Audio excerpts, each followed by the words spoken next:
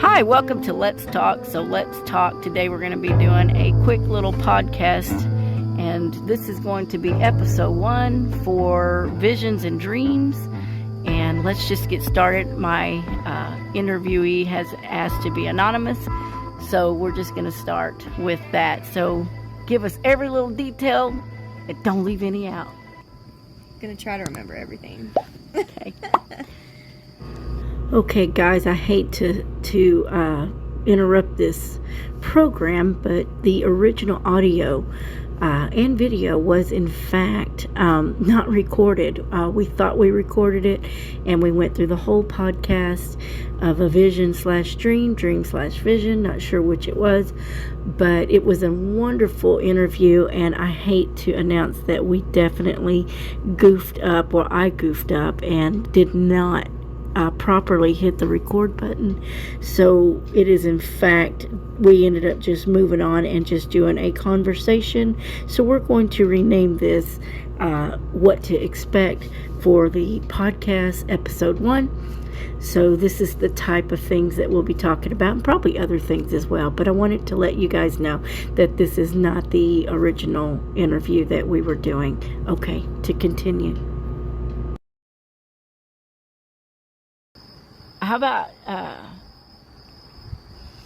about dreaming the dreams like me? I have dreams where I'm actually feel like I'm visually, it's like you just explained, where you are watching it. You're a spectator. You're not in the dream. You're spectating the dream. Right. But it's not, even when I don't have to watch anything. I don't have to see anything. I just dream things. And I had a dream that lasted over a span of a few years that would come back. Yes, and I get those recurring dreams. You get the recurring dreams. And this particular one came back and would start up like chapter 2. Yeah. Like chapter 3, chapter 4. Sure. It was like really strange. And it was a scary dream, and you're not going to believe it. It started long before Trump came into office in 2020, and then he started calling out the trafficking situation. Yeah. It was not long before that I was actually finishing up. Like, it was like 3 or 4 dreams later. Yeah. And it was a full story from beginning to end in different chapters over a season of like 1 or 2 years. Wow. It was really weird. Because I recognized in the dream, I've been here before. What is this place? And all of a sudden, I'm right back where I left off in the dream. It's so weird. And it was scary because it was about trafficked children. Ugh, it's terrible. It was terrible. Yeah, I have a couple of recurring dreams. And, I can't even remember them, but I know that when I start, like, going to sleep and start dreaming, I know that, oh, here's this dream again. Yeah. Because sometimes it's just boring. I've had so many scary dreams. I've had good dreams. You ever had a dream to where you live out your whole life in a dream, like you see yourself as a child all the way up until you're an adult? I've actually and never seen yourself old? No. I've never had a dream like that. I had one. Did it freak you out? Kinda, because I got to see myself old. Yeah. I didn't die in my dream. I just got to see myself like. Do you have any children or anything that you missed when you woke up? No. The end of my dream was me in a wheelchair. Oh. You were that old. No, it was like it's not like nothing went out on me, nothing was wrong with me. I was just in a wheelchair, like my hips, my knees, I just couldn't walk in it. Oh, wow. No, That was like the end of my dream, and then I woke up. I dream sometimes I'm in school and I forgot to get dressed. Me too. I have that dream all the time. Yeah. It's crazy. It's I have this freaky, or work or something like it when I used to work in an office. Oh. I have this recurring dream where I'm going to school and it's my senior year and it's like the last couple months of school and I keep being tardy or I can't find my classroom, and then like I have this overwhelming like feeling of doom of like not being able to graduate. And I'm like, what the, oh my God, I'm freaking out. And then I wake up, and I'm like, and I genuinely wake up so confused, and I'm like, oh my God, did I graduate? Yeah. I've done that. I've done that before. Like, did I even graduate high school? I have done that. I know exactly what you're talking and about. like, I still wake up like scared, like, oh my God, what if I don't? And I'm like, wait, I have a career and everything. Like, what am I talking about? I have done that. That is so weird. It is weird. The dreams where you're falling backwards, and you wake up, and you're like out of breath and sweaty, and it's like almost like you fell off a cliff. But Yeah. That's usually like in between sleep, like you're trying to go to sleep. Yeah. You go And to you're, like, sleep, and then dozing. it's like, yeah, and it's like, And I tend to believe that sleep paralysis is just a fancy word. I don't believe like it's a technical term because of this. I think that your body is your shell, and your spirit is your spirit. And I don't think your spirit rests, or you know, I think we rest, the shell rests, but I think the spirit moves forward. And I know for a fact I've had out-of-body experiences, and it's not something that I knew I was having until I was 13 years old. I didn't know what it was called, but I knew that was the first time I really recognized that I was totally aware and awake, but my body was asleep. But I didn't know that. Frog. Oh, is that a frog? Yeah. That's so cute. I thought I heard that same one over here a minute ago. I know. I've never had an out-of-body experience at all. Never. I don't know what that's like. I've had multiple sleep paralysis moments. And Yours were scary, though. in this house, I have only had like one or two, Okay. but not near as much as I used to have. As a child. And you know what my theory is on sleep paralysis is, at the time of me getting sleep paralysis all the time is when I wasn't getting a lot of sleep. I was going to sleep super late, like 4 a.m., and then, you know, getting up at like 8 or 9.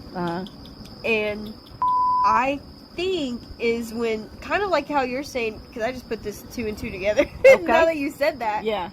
Maybe our spirit is awake, fighting these battles for you while Yes, you're sleeping. I believe that. But I think since I wasn't in a complete deep sleep, that my subconscious was also awake at the same time as my spirit, and so I'm seeing everything that I normally wouldn't see if I was asleep fully. Right. Does that make sense? Yeah, I think I believe I follow that. And that's why you feel kind of numb, because you can't move, because you're just like, what's going on?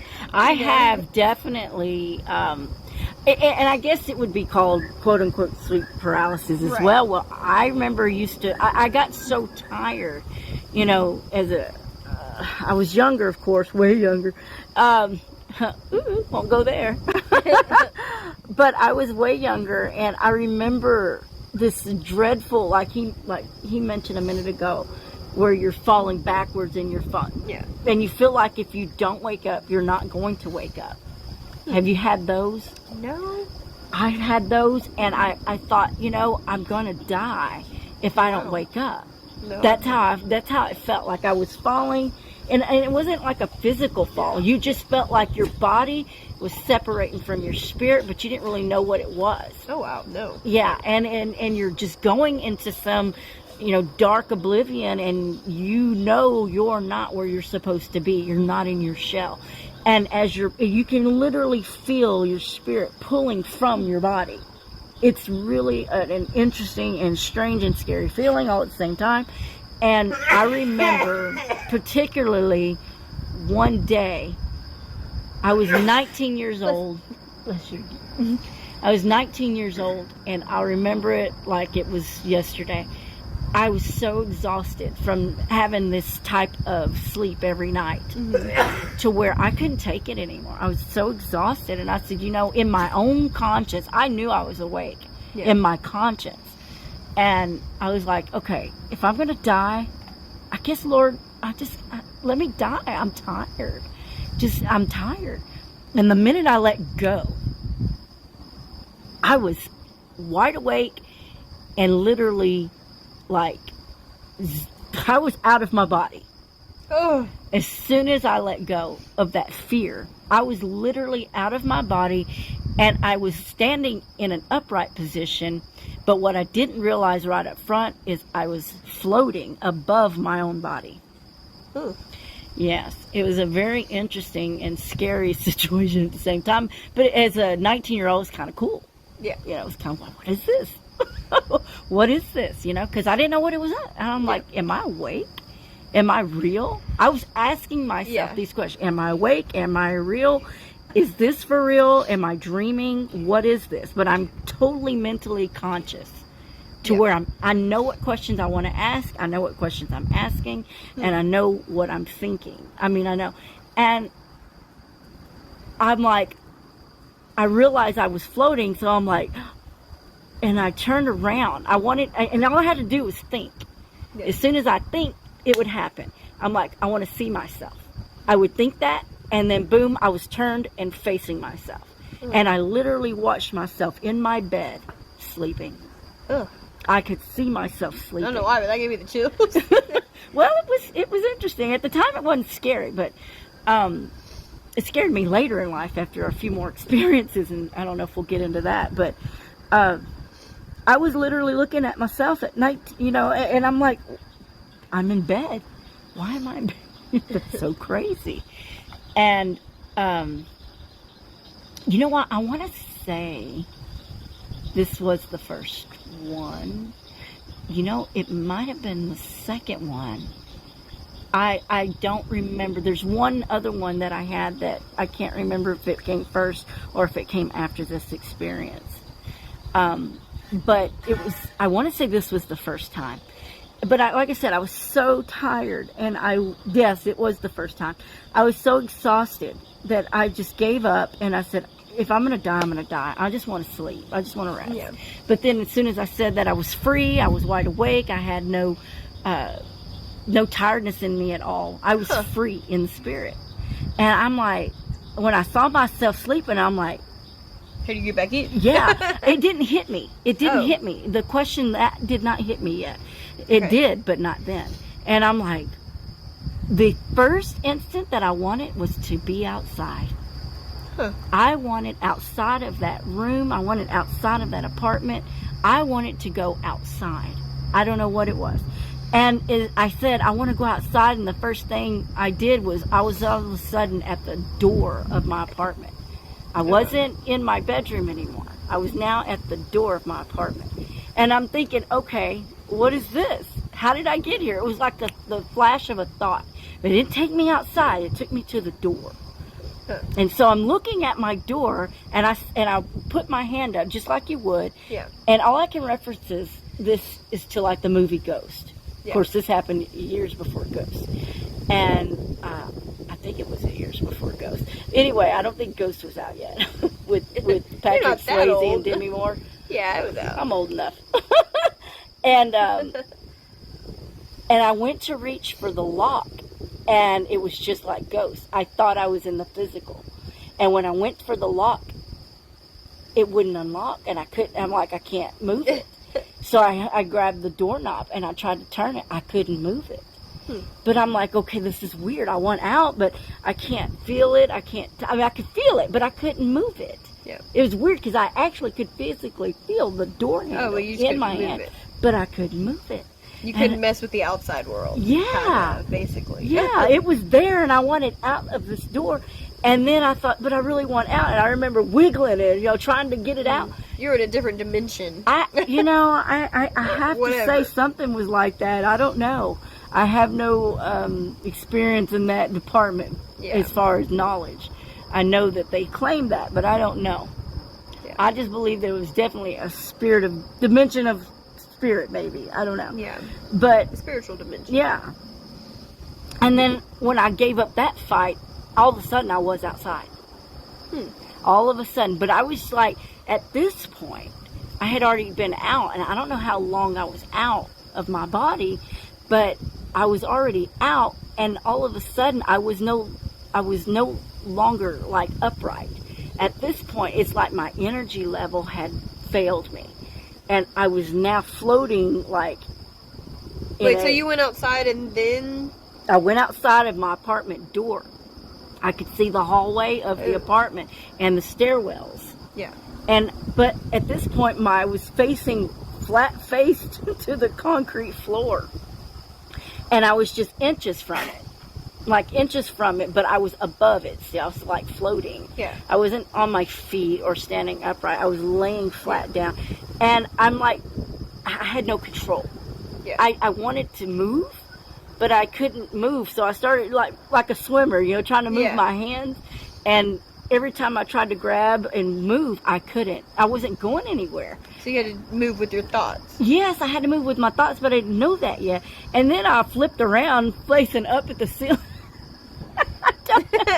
So I'm seeing the whole stairwell and everything, and I'm like, well, I don't know what I'm doing, just like floating around without any control. And I'm trying to move, and then all of a sudden, I want to be out came to my mind, and I was at the parking lot now. All of a sudden, I went from that into the parking lot, and I was still at the level of the ground. Yeah. Okay? And this is true story. This is not a lie. I don't lie. I have no reason to lie. Y'all can judge me if you want to. Oh, gosh. But I went to where the parking lot. I was like, okay, I'm in my parking lot. This is weird. I recognize this is my apartment parking lot. And I'm looking at it at where all the tires are. I mean, I'm just at that level. And I'm just like, okay, but this is weird. And okay, and then it hit me. I'm not in my body. And the moment I realized I wasn't in my body was absolute fear. Yeah. Absolute fear, because now I'm like, how do I get back? I don't belong out here when I'm in there. No. I knew I was separate at that point. It's like a total realization of separation of body. Yeah. And at this point, I'm still kind of floating uncontrollably. And I just imagine you're just this little orb. Yeah, and it was like almost in slow-mo. Like I'm moving this way and I'm moving that way, up and down and around. I'm like, I feel like a rotisserie chicken.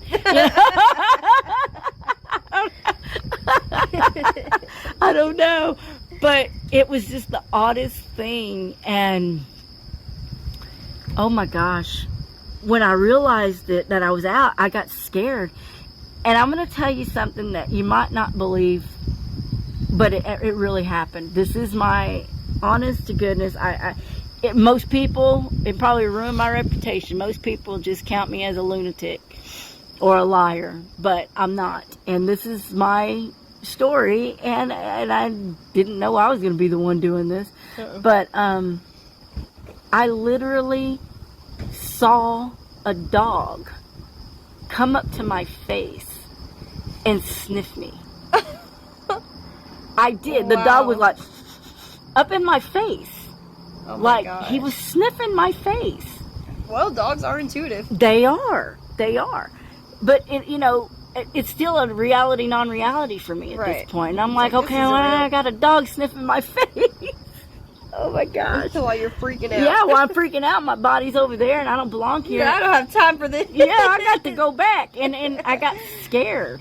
And it wasn't like the second time that I'm like, okay, how do I get back? I want to be back in my body. It was like, home, click the heels, I had a Dorothy moment, home.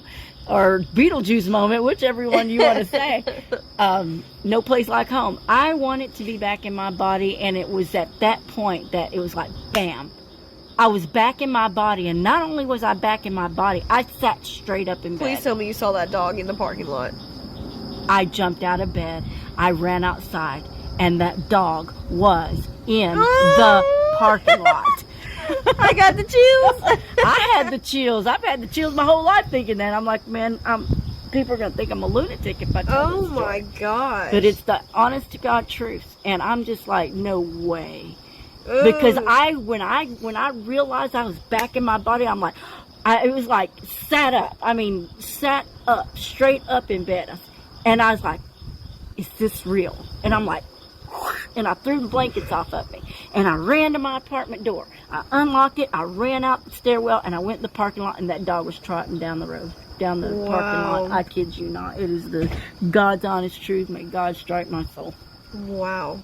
That's freaky. It was a very freaky. But you know, it's not the first time. I've got many dreams. I've got many visions. I've got many connections with other people in dreams. Me and your mom had a dream that connected. It was a very demonic dream, which I really don't want to go into. I don't think you've ever told me that one. It's a very scary dream. But, you know, but part of my childhood and growing up with these dreams and visions and out-of-body experiences and conversations with a man all my life that I never knew. What? Yeah, I always had a man come to my bedroom and talk to me in the night. And I know who it was. It was the liar of all. It was the father of lies. I just didn't know it was him. Was he handsome like they say? I don't remember a face. It was always in shadow. And it was very calming, but I knew it wasn't right. Deceitful. It was and as a little girl, and I'm talking like 6, 7 years old. Oh, wow. I knew it was deceitful after a while. I wonder if it had anything to do with y'all's aunt. I don't know. The witch. Yeah, I don't know. I don't want to accuse that because I don't personally know. It's only been hearsay through the family. Right. But I don't want to do that because I don't know. You know, Yeah. I'd never accuse falsely. And I can tell you what experience I had personally. I can tell you experience that my aunt had personally and what the family had said. But I do believe that God's been he's always fighting for us. Him and his angels are always fighting for us. And when I was 18 is when I finally realized, even 18, through these kinds of dreams, see, I didn't know I was having out-of-body experiences through my childhood. Right. I didn't know that's what it was. It wasn't until I was 19 that I actually recognized that this was something crazy. And then it dawned on memories as in my childhood that these things had happened. So was there a period of time where you didn't have out-of-body experiences, and that's why you kind of forgot until you were 19? I think so. The only one that I can truly say that as a child at 13 that I was having an out-of-body experience and didn't know it was very haunting. It was in my bedroom at 13, and my mom had just bought me an antique bed and bedroom set. That bed gave me a lot of nightmares. I saved that bed, but it didn't happen until I got that bedroom set. And it was an antique. It was beautiful. But it wasn't until I got that bedroom set that I had all these strange dreams as far as out-of-body style. That's where the out-of-body style started, I think. The other dreams as a child were demonic. Wow. I had demonic dreams for as long as I can remember. And that's crazy. I don't think being that young I've ever had any, not that young. Demonic. I've had No, you've had some pretty scary situations in your dreams. Around 10. Was it around 10? 10, 12, 13. Well, I know when I'm going to tell you, I could podcast this thing for a million miles because one thing reminds me of another thing that reminds me of another thing that all connects in the end. And it wasn't until I was 18 that I learned how to fight that evil spirit of dreams. I learned how to pray in my sleep because it was so scary throughout my life, and I didn't know why these things were happening, and that what they were what they really are to me now. You know, I didn't know what I was dealing with, but at 18 of being taunted my whole entire childhood, I learned to pray in my sleep, and I fought. Yeah, I do that a lot, and you know what? I mean, I did pray here and there in my dreams, but not as frequently as when my grandpa had died. When he died, he visited me in my dreams for weeks to make sure I was okay. Aww. And I guess, I'm assuming, and every time I saw him, he was just he was like glowing, bright. I mean, just glowing. I can recognize that. So I know, you know, it was him. Yeah. And every time I'd have a bad dream, he would literally just pop out of nowhere and just say, just pray. Just pray. Oh, wow. That's beautiful. And then he would hug me. Oh, my goodness. And so, yeah. Oh, miss him. So then that's why now I pray. In my dreams, anytime anything bad is going on. That's my first thought. Is to pray. Well, good. Yeah. I've dreamt of him glowing. Did I tell you about the one where I saw him in a room by himself? It was like, No. this one's going to be a little hard to tell because it's endearing and emotional. Let me tell you just one so snippet. Beautiful, it's gonna make you cry. Well, let me tell you one It's snippet one of those, like, of. Let me tell you one snippet before you go on. No, 'cause you go ahead. I want to see if it's the same, but maybe not. Okay. In that dream that I was just telling you about, my grandpa, you know, he would pop up. You're probably gonna think it's funny, but he'd pop up in his chair. And he'd be glowing. His chair that he'd always sit in. Because that's how we know him. He never was standing or anything really until he got up to hug me. And even then he'd be like, Dad. come to me. That sounds like Dad. So, Oh. what were you gonna say? This was a dream where I don't remember the beginning of it, but I remember that me and your mom were outside around this old house. I can't tell you what it was. It was an old house, and we were walking back into this house. Now, I don't recognize this house whatsoever. It's not a house I know. Mm-hmm. But I knew where I was going in the house, you know, so we walked in through this side door, almost like your back door over here. And we were walking in through there, and there was a little hallway. And as we went through the hallway, there was a left turn at another hallway. But before we got right at that hallway connection from the, you know, the straight and to the left, Yeah. there was a room with a door right there at the end of the hallway. Okay. Gotcha. Okay, does that make sense? Yeah. And as we passed the doorway and turned left to the other hallway, the hallway brightened up. Oh. The hallway brightened up. And I stopped. Your mom kept walking. And I stopped. And I looked behind me. And I knew Dad was behind that door. Was it like a golden glow? Yes. Yeah.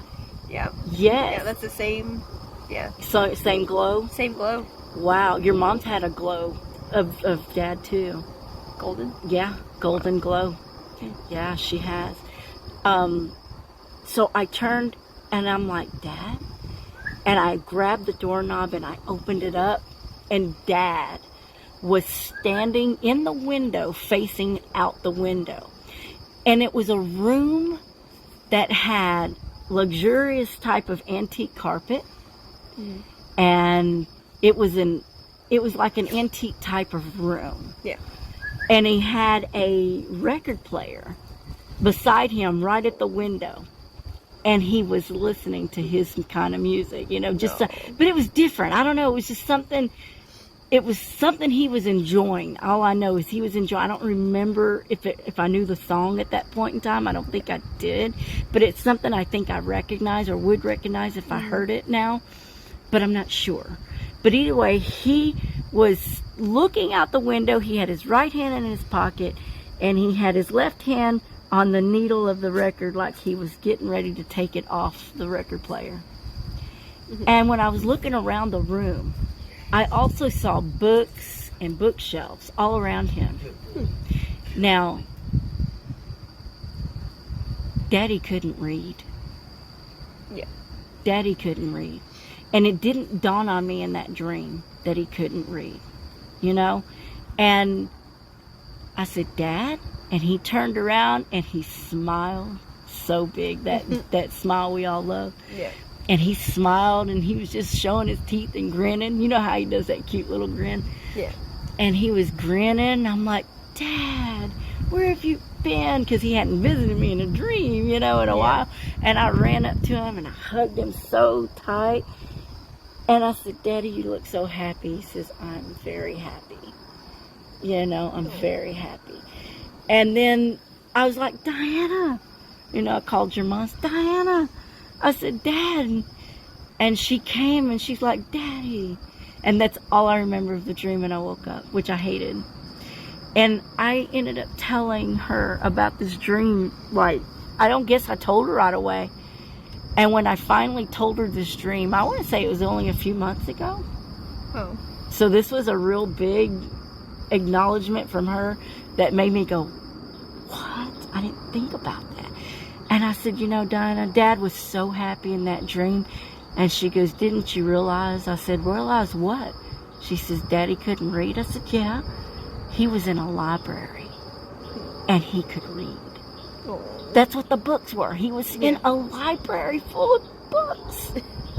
Books. Daddy didn't care about books. He couldn't read. It was a detriment to him. Yeah. That's why he liked movies so much. Yeah. And I, with his background and his dyslexia and the lack of people trying to help him read over life, Mm-hmm. And by the time his elder years came, Debbie tried and I tried, but I had to go back on the road when I was trying. He was starting to get somewhere too, and it really hurt. Yes, it really hurt. But I didn't realize when she says, you know what that means? I said, no. She goes, Daddy can read. Oh. And I'm like, oh my gosh, you're right. It was like an epiphany. It wasn't my epiphany, but she put it together, something I couldn't understand. There was a connection missing for me in that dream, and I couldn't connect it. And I didn't think about the books. I was just too happy to see him. But when she said, Dad was happy because he was in a library full of books, that meant he could read. And the whole room just glowed. Yeah. It just glowed. It was so beautiful. Yeah. Beautiful. Dreams are something. Dreams and visions, guys. Dreams and visions is beautiful. And boy, do we have a lot to tell in our family, don't we? We do. We do. We're all pretty intuitive. I would say that. Gifted, I think. I know we're not supposed to be of our own understanding. So a lot of times I pray to get understanding. And a lot of times when I pray for understanding, it's really neat how the Lord works, because he actually answers a lot of my questions. And there'll be when I'm not expecting it, and I'll be like, oh, he just answered my question. Thank you, Lord. Thank you. He says if you ask me, he'll give you discernment. He'll give you understanding. He'll give you clarity, but you've got to seek him. And he'll show you those ways. And I believe that because, man, I don't always do it. I'm not the best practice of it, and I don't always pray for it as I should, but there for a while I really was praying for a lot of that. And boy, I was feeling it. I was getting it, and I was getting answers. I was getting examples. I was getting ministries that were talking exactly what I asked for. I'd come across a radio station with all static, and only one station came through, and it answered my question. I'm like, what? Wow. Yes. I couldn't even tell you how many things like that. If I could remember them all now. You just gotta listen. Just gotta listen. That's, again, the Bible says that still small voice. We got to listen to that little small voice, because if we don't, we're going to miss a lot. Yeah. But people like to call it instinct. Fine. I call it a calling. I believe we have angels. Did you know? I know I'm over here not even breathing. Grandma had another cross in her mirror. What do you mean? Do you not know? No. Okay. When Terry first got diagnosed with his pancreatic cancer, and then they had to do all of the they had to go to Houston at I don't remember the name of the cancer center. It's that big cancer center out in Houston. I can never remember the name of it. Well, the first time that they drove out there, they didn't know where they were going to stay. Like 2 days when they found out. they had to go in 2 days, and Houston had just had a storm hit. One of the hurricanes had hit, and it messed up Houston pretty bad. And so all the hotels were being booked. Yeah. Whether it was Red Cross and all the, you know, first responders, or there were some hotels that were putting people in. And I don't think it wasn't Katrina. That was too late. That was further back. It was another one. I can't remember which one it was. I know what you're talking about. Yeah. And so 2 days before they had to go, Mom found out that she had a sister she didn't know about that lived 30 minutes from the cancer center. This is how good God is. And they had to, when she found out she had a sister, she says, well, we're going to be in Houston. We're trying to find a place to you know, find a room, but there's not any. And we were going to look at an RV spot. And she's like, don't do that. Come to my house. I'm only 30 minutes from it. So they got a free room and board 2 days before they needed to go to the cancer center. Wow. This is how God good. So wait, good. what's the thing about I'm going to tell you. I have to get to the whole story. So she and Terry are going to Houston, and they're driving up the back roads of Houston from where we live. It's like US 59. And they said they came upon a part of the road where it literally fogged out on them. It just fogged out. Mom says, well, I don't know, we went up a hill, and then the whole truck there was a fog all around the truck.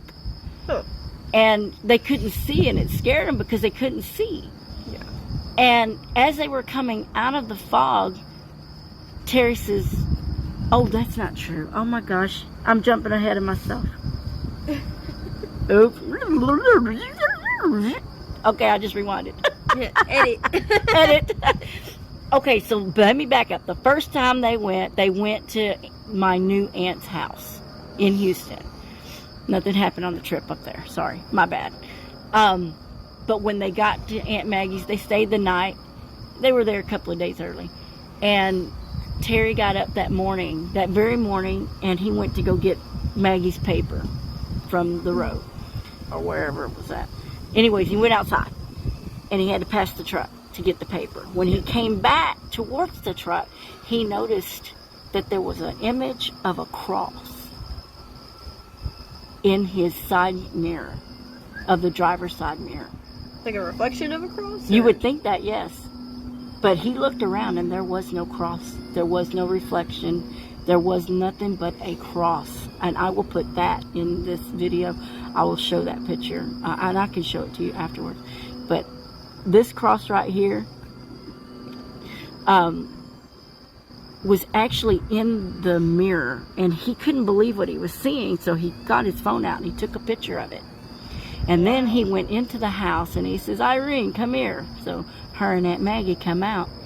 And he says, take a look. And they looked, and they too saw the cross. Oh, wow. In the mirror. And Maggie's like, where's that cross? She's lived here for years. There's not a cross. There's not a cross in her neighborhood. There wasn't a cross, bless you, in the vicinity. Really? There was nothing there. And they scoped it out, and they just couldn't believe what they were seeing. Wow. And that was his very first trip to the cancer center. Now, fast forwarding through all his cancer treatments, he was on his last cancer treatment trip. This is where they were driving towards Houston. Okay. And they went up this hill, and the whole truck fogged out on the outside. They were like, they couldn't see. Mom says it was scary because we couldn't see anything. But before we come out of the fog, Terry says, look at your mirror. Again, same side, driver's side mirror had another image of a different cross. While they I'm gonna have were, to see this picture. I will show you this picture. Did you take a second picture? Yes, they took a picture. Oh, wow. And you could see Mom driving. You could see Mom driving, and there is a cross clearly in the picture of the cross and in the little mirror too. What? Yes, that was his last cancer treatment trip. So they got one on the first cancer treatment trip, and they got another one on the last cancer treatment trip. Wow. And unfortunately, we know, Papa Terry passed in 2019, November. Yeah. Well, just this past February of 2023, she got a cross again in her mirror, but this time it was at night, leaving Grandma's house, which you know is a wooded area, and dark. Yeah. And all you can see in the picture is her. You see a glimpse of her driving as far as the headlights in front of her. It's dark on this road. And the mirror shows another cross, different cross. And there's little lights around it. Huh. And this one's at night. Did you get a picture of that one? She took a picture of it. Wow. I have these pictures. You're gonna have to do a little slideshow at the end of this. Oh no, podcast I will implement this picture while we're talking. These pictures will be up on the screen. They'll be showing. I didn't know if you had to do Oh that yes, I can do that. I take over here. I tried. Okay. But this was and I'm like, Mom. She goes, well, and I remember I said, Mom. She goes, well, it was going to storm that. It was supposed to storm that night, and I prayed, and she asked the Lord to keep her safe and get her home because it was late already. But I don't like that either because I don't know if that's a sign. What does that mean? That the Lord's with her. Look what it meant for Terry. That he was with them. I consider your grandma blessed. I mean, blessed. I mean, you don't just that don't just happen every day. That does not happen every day. It's not a warning sign, you think? Is it? I don't think so. I had a preacher. I actually ran into a preacher when my truck was broke down in Florida. And I told him this story. I showed him the picture, and he's like, you know what? And I said, what? He goes, I have seen this before. I said, what? He goes, yes, ma'am, I have seen this before. He goes, you know what this means? It's the fact that she's had triples of these. I said, what? He said, the Father, the Son, and the Holy Ghost. Wow. The Holy Spirit. He goes, your mother has the Spirit with her. And he goes, it's amazing proof. It's amazing. I mean, he was dumbfounded. He even took a picture of it so he could zoom in on it. He goes, because he looks at the picture. He says, it looks like there's shadows, like, I almost see like eyes and a face, like Jesus on the cross. I said, it's vague, but I see what you're seeing, you know. Yeah. But it's another different cross. Wow. Yet in her mirror while she's driving. True story. And the pictures are proof that those, and like he said, he goes, you can't fake this. He was so shocked. He goes, you can't fake this. I said, no, this is from her phone. Just her little low Samsung Motorola phone. I don't know what she has, but whatever it is, that's what she took the pictures. Terry took the pictures, and it's just amazing that she's had 3 accounts of these crosses. Wow, that's amazing. Well, you know, her grandfather was a minister on her mama's side. Her mom's husband. Yeah. I mean, her mom's husband. Sorry. Yeah. So your great grandfather?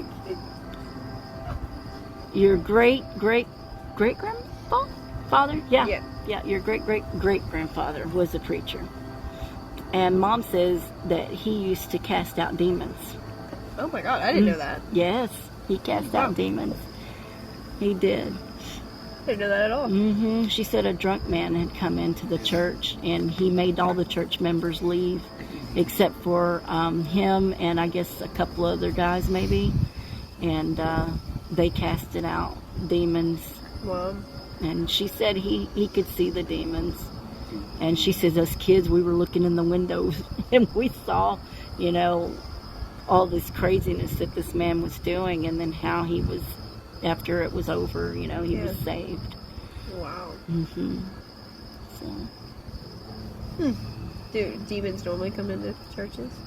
Demons can come into churches, absolutely. Not that they can, do they normally would want to go into churches? I think they're able to go anywhere. Until I mean, he was. But maybe they wanted to cause a distraction. Oh, from the sermon, absolutely. There's a lot of infiltration in churches these days, for sure. So yeah, I've heard about the witch infiltrations of the churches lately. And they're demonic and they're satanic. Yeah. scary. Yeah, you got to know where you're going and who you're dealing with these days. It's scary. Apparently they're the nicest ones, the ones that are giving, the ones...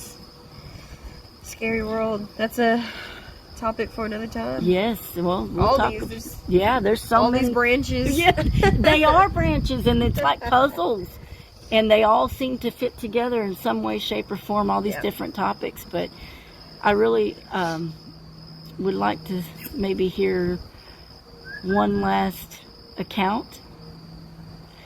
If you would like to share anything else with us for the night. I think I'm good. This round? Good on this round. Good on this round. Okay. I'll that. I'll have to write down that dream for you and be able to tell it so I can remember it. By the way, everyone, we actually recorded a whole podcast, or we thought we recorded a whole podcast of a vision dream. And unfortunately, we failed to hit the record button. So we did too many takes on my account. So we did several takes, and the last one didn't take. But we did continue it with some just chitter chatter, kind of an introduction of, I hope, what would be more podcast interviews, interviewees. I am going to start with family and friends. But I have requests that you contact me through my email, which is letstalkforreal@yahoo.com. Is that 4 as in the number 4? Yes. Let's talk 4 it's a number 4 real@yahoo.com. I will put it on the screen, so you should be seeing it on the screen here. And this is just episode 1. I'm so excited, and I'm thankful and appreciative of you opening up and sharing this time with me. It was fun. That was fun. It was fun. Actually fun. Good. Maybe we can do it again sometime? Yeah. Okay. That sounds great. It's wonderful. We always have topics. We have lots of topics. I mean, we could podcast forever just in our own immediate family. We could. And maybe we will. Yeah. I've been trying to convince Mom to do it. I want to do an interview with Grandma, and I want the title to be "Take Me Back in Time." Yeah, because tell us stuff about before the first job. The first job? First child. First child. Oh my gosh. Yeah, tell us stuff that you I mean, I want to hear about great grandma. I want to hear your story. She's told me a little bit before, so it's an interesting little story where she was as a little girl. How old is she? 7? 93. Talking about my great grandma. My great grandmother. I mean, her great grandmother, my grandmother. Yeah, she's 93, and while she's still intact and good, and man, that woman she makes me shameful of my own health and abilities, because she runs me into the ground. She makes Mama tired. If you can imagine that. Wow. Mama run you in the ground quick, but Grandma wears her out. But she's 93, and I'd like to do Where'd the Wind Go? It just stopped. That's so fun. Okay, there it is. Maybe I'll skirt. The Lord is with us. I'm not scared. But yeah, she's 93, and I really would love for her to take us back in time, and I'm gonna try to do that. Hopefully this round, when I go home, I'm gonna try to see if I can't go and ask her to talk to me. Yeah. About everything. Everything. Just take me back. Yeah. And then I've asked Mom, and she's like, no, kind of like you were. I'm trying to get her there. And I appreciate you doing that for me. And everyone, this is the first episode of Visions, Dreams, Chitter Chatter, Let's Talk podcast, episode 1. What shall we title this? Intro. Just an intro. Okay. Because we kind of talked about a little bit of everything. We did. We kind of went everywhere, didn't we? Yeah. The intentions were to talk about visions and dreams, or dream visions, I would say almost. Yep. And we recorded it, but didn't record it, we thought. So we ended up just chitter-chatting. So this is definitely an intro podcast. An intro of what to expect. What to expect, yes. And we do try to keep it clean. Try. We try. But I'll bleep anything out that we might have missed. Anyway, thank you so much for listening, and we will see you next time on Let's Talk. So let's talk. Thank you. I can't wait to do the next one. And say bye. Bye.